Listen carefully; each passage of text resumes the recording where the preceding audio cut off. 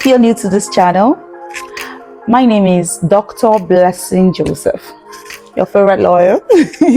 I can be your favorite lawyer. And you're with Victoria Legal. I have a story to tell you today. The story is about a husband who beats his wife mercilessly. So don't go anywhere. Stay with me to enjoy the story.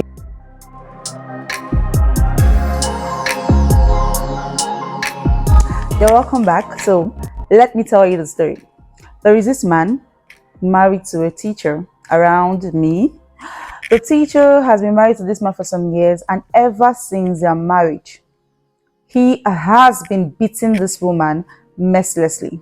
At the slightest provocation, he lays his hands on her, gives her punches. In fact, he turned the woman to a punching bag. He mandated her to keep bringing out her ATM card for him to have easy access to her funds, despite the fact that she was practically the breadwinner of the family. The man is simply a driver. He earns little or nothing. So she is the one in charge of the household expenses, starting from herself down to the children.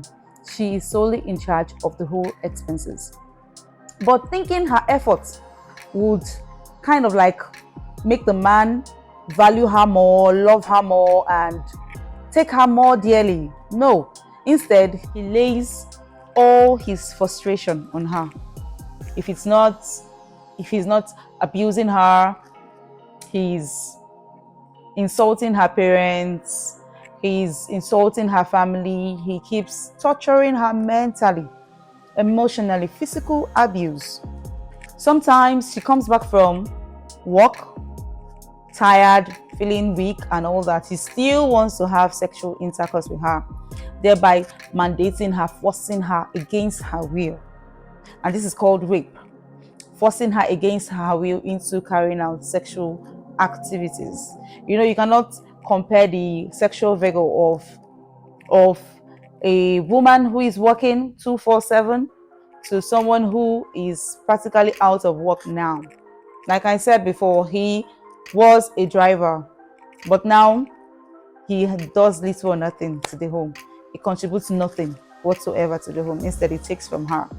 And this is what is called domestic violence. Domestic violence should not be tolerated. And the perpetrators of this crime are usually close family and friends, relatives, people you find around you. That is why it is called domestic violence. And there are several types, different types of domestic violence. I'm going to classify it into 4 different headings. The first one, which is physical abuse. This involves inflicting bodily harm, injury upon the victim, whereby several activities such as kicking, slapping, beating or punching, all those things contribute to physical abuse, because the harm, the damage is physical. It's something that can easily be seen on the victim. The second one is psychological abuse. Here is a recurring pattern of degrading or humiliating behavior towards the victim. You can find insulting, perpetual insulting. You can find under this segment the perpetrators insulting their victim constantly, trying to pull down their value, trying to make them feel useless, insult their families, insult their friends, make them feel useless in such a way. Emotional abuse, all this fall under the psychological abuse. Even name calling, those kind of words that degrade you or make you feel less of a human. Even isolating you from your family and friends. You banned your wife's mother or your wife's relatives, siblings from visiting the home. Those things fall under psychological abuse. Starvation, intimidation, verbal abuse, and many more. The third on this list is sexual abuse. Here it involves rape, unwanted physical contacts, unwanted sexual activities. Like I said, even your husband or wife can also assault you sexually. A husband can as well rape his wife, a woman who he is legally married to. Stalking also falls under this segment. So the next on this list is economic abuse, which can also be called financial abuse.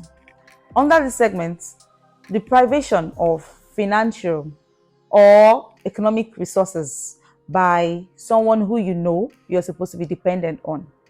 Even children also are victims under this segment. When you're being denied your basic education, or as a woman, you're not being given enough resources to take care of your home. We have protection of victims against domestic violence. 1. Obtain a protection order.